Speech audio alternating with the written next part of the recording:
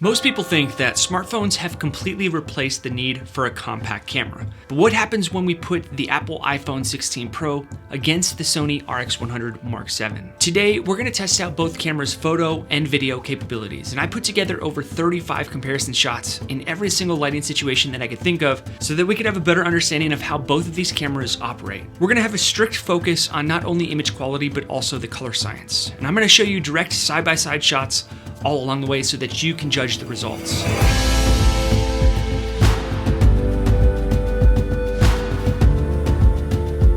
But before we dive in, I put together a free 14-day video series designed to help you level up your videos and build real skills behind the camera with practical examples. I'll drop a sign-up link to that free video series in the description in case you're interested. I'm not sure how long I'm going to keep that open, so jump in now if you want to go beyond just the basics. Also, as usual, this video is not sponsored by Sony or by Apple. Neither company sent me these cameras. This is just me comparing both cameras without any biased outcome. I'm truly interested to see which one outperforms the other. Now, sometimes with YouTube, we get a little bit of compression in my test shots, so I left free project files for both of these cameras in the description, shots that I got with both cameras, in case you'd like to download that footage and try out either the video or photos in your editing software. Can you tell a difference on which camera got which shot? In this 1080p 120 frames per second side-by-side shot, you can already see a difference in the color rendering. One camera leans a little bit darker and moodier, while the other pushes brighter and cleaner midtones. Looking at camera A's frame, the shadows under the pier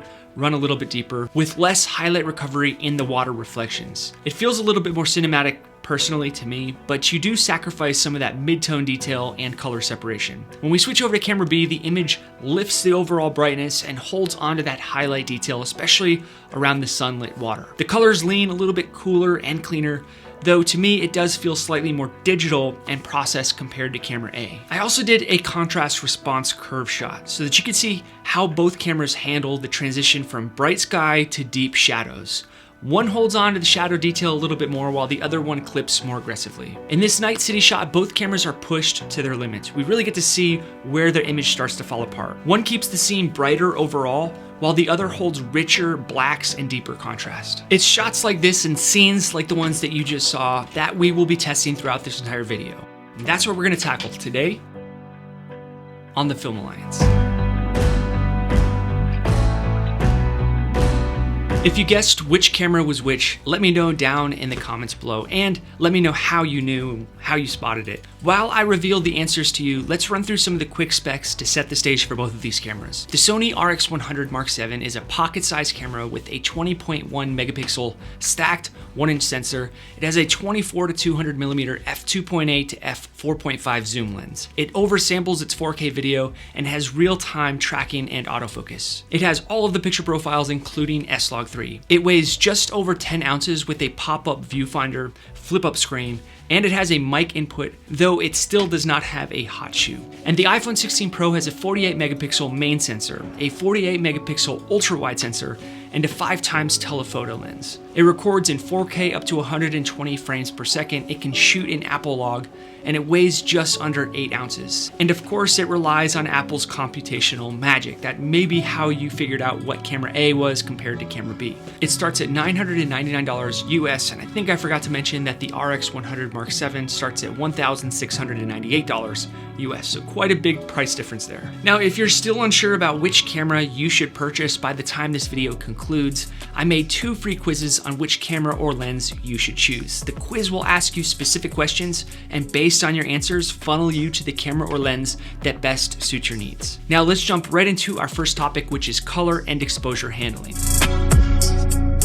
In this white balance test, I switched both cameras over to auto white balance to see how they both would react in this lighting environment. The RX100 Mark VII drifts cooler with the bluish cast, while the iPhone 16 Pro corrects that warmer look, giving it a brighter and more neutral looking frame. Looking closer at the RX100 Mark VII, the auto setting leans towards blue. And I don't know why this is. Maybe it's just this particular lineup. I know this happens with the ZV-1 as well, which is nice because it keeps detail, but it does make the overall image feel a little bit colder than what I'm seeing in reality. On the iPhone 16 Pro, auto white balance lifts the warmth, across the entire scene, giving it a cleaner and more inviting look, though at times it does feel slightly less accurate. But when we compare both cameras to see which one does better auto white balance, I'm gonna give it to the iPhone. Now onto our backlit shot with the sun in the frame. The RX 100 Mark VII holds highlight detail, but darkens the shadows, while the iPhone 16 Pro lifts up the exposure, making the scene look brighter but slightly flatter. So if you're a backlighting shooter, I would go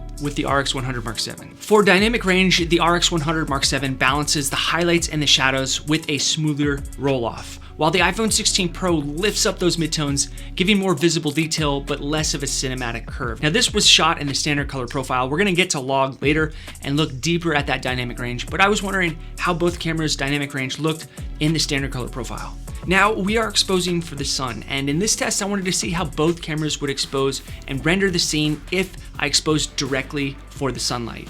The RX 100 Mark VII keeps those highlights tighter, but deepens the foreground shadows, while the iPhone 16 Pro brightens up the scene like we've seen already, and it also sacrifices some of that highlight control. Here you'll be able to see how both cameras can transition from highlight to shadow. The Mark VII holds smoother roll-off, while the iPhone 16 Pro pushes up that brightness but clips the highlights a lot sooner. Notice the gradients here. The RX 100 Mark VII rolls light off more smoothly than the iPhone 16 Pro because the 16 Pro separates these tones sharply, making highlights brighter but less natural. So in this particular shot, I prefer the RX 100 Mark VII. So for a lot of those exposure shots, I would lean more towards the RX 100 Mark VII, mainly because I have manual exposure control, but also I like the way that it looks a lot better than I get with that digital look with the iPhone.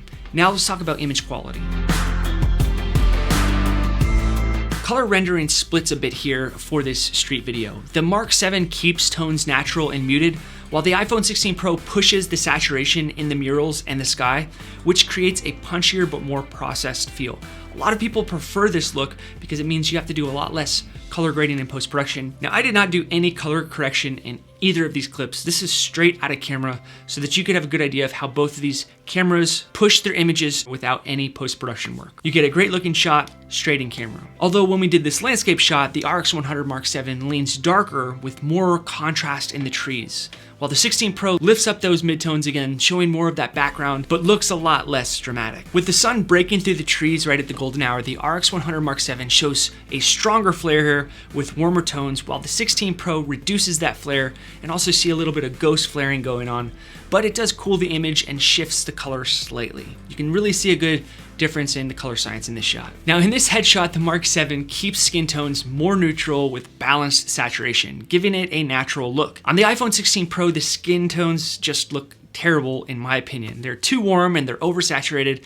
It makes my face look like I got a terrible sunburn. So if I was doing an exterior headshot in the golden hour, I would definitely be leaning towards using the RX 100 Mark VII. And at golden hour, the Mark VII holds deeper shadows for a cinematic look, while the 16 Pro lifts brightness and lifts those midtones, giving more visibility, but slightly less of a mood. I use log for both cameras. The RX 100 Mark VII can only shoot in 8-bit, so the log is not gonna hold as much detail, and it's gonna be a little bit harder to grade in post-production, whereas the iPhone shoots in Apple log, which is a lot smoother, and you're gonna get way better results. When we talk about saturation with the Mark VII, it renders the colors a lot more true to life, so to speak, while the 16 Pro boosts up those greens and oranges, and it gives you more of a vivid but less balanced look. For skin tones, the Mark VII stays a little bit cooler and more consistent, while the 16 Pro warms up the subject, which can flatter some scenes but shift in accuracy if you're going from scene to scene. In this sky test, the tones diverge noticeably.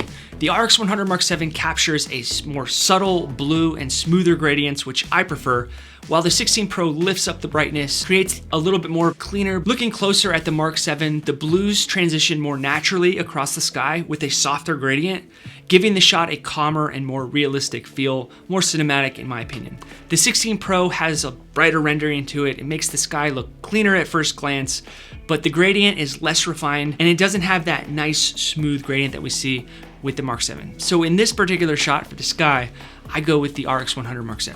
Now here's a big difference when we do our stabilization test. The 16 Pro clearly wins here.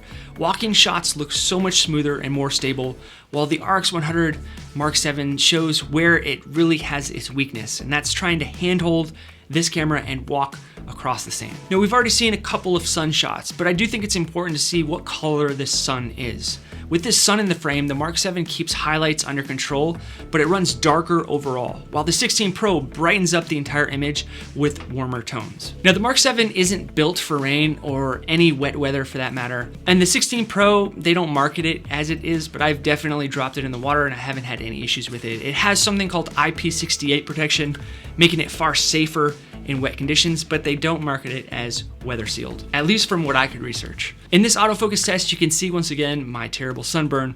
The RX 100 Mark 7 tracks the subject smoothly, but occasionally hesitates, while the 16 Pro snaps quickly, keeping the face locked even with movement, but this is probably because it has a fixed aperture, so a lot more is already in focus by the time I enter the frame. Walking from light to shade, the Mark 7 adjusts exposure more gradually, while the 16 Pro reacts a lot faster, making the change obvious, but keeping brightness more consistent. And as you can see, when I go from shadow brightness with the iPhone, at least in this lighting condition, it takes me from almost a normal looking shot to having that terrible sunburn when the sun hits my skin. For this travel style shot, the RX 100 Mark 7 holds highlight detail around the sun, but it darkens the foreground, while the 16 Pro brightens everything up because we talked about how it brightens the midtones in camera. It creates a friendlier vlog look, so to speak. And speaking about vlogs, if we were to do handheld vlogging with both of these cameras, the Mark 7 gives a flatter, more natural tone, while the 16 Pro adds saturation and contrast,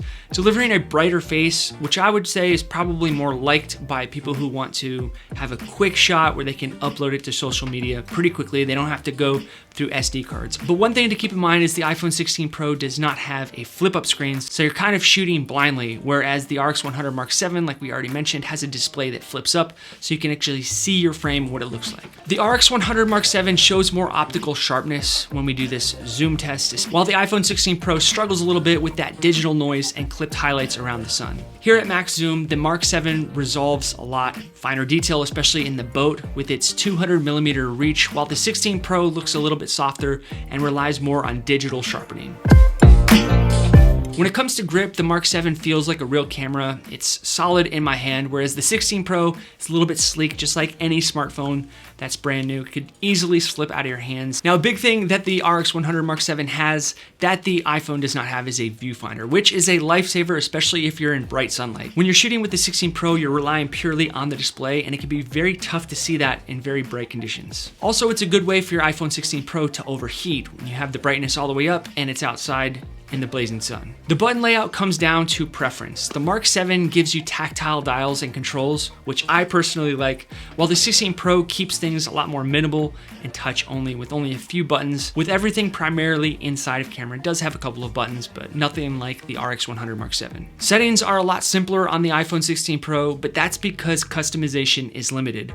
The RX 100 Mark 7 takes more digging, but you do get way more control overall. The RX 100 Mark 7 packs a built-in 24 to 200mm zoom lens, which gives you a huge range in one body. The 16 Pro uses multiple fixed lenses, relying on software to bridge the gaps. It doesn't look that good when you're switching between cameras as you zoom. So after running through all of these tests, you can see that they both have strengths and weaknesses.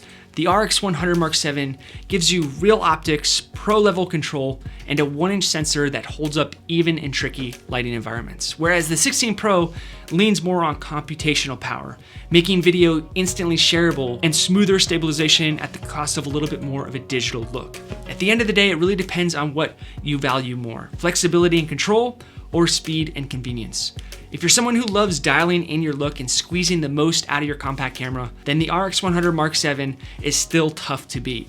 But if you want simple, stabilized, and ready to upload straight from your pocket type of videos, then the iPhone 16 Pro absolutely nails it. Now, I personally prefer the RX 100 Mark 7 because I get a lot more exposure control in camera, and I get that awesome zoom lens, which covers every focal length that I could possibly need, maybe short of a nice wide lens for something like landscapes. But I do use my iPhone 16 Pro all the time to catch memory shots and even some fun hobby videos. Let me know down in the comments which one you liked the most, and more importantly, which one you'd actually take with you when you walk out the door. If you want to keep building your camera skills, don't forget to check out that free 14-day video series linked below. Thanks for watching, and I'll see you in the next one.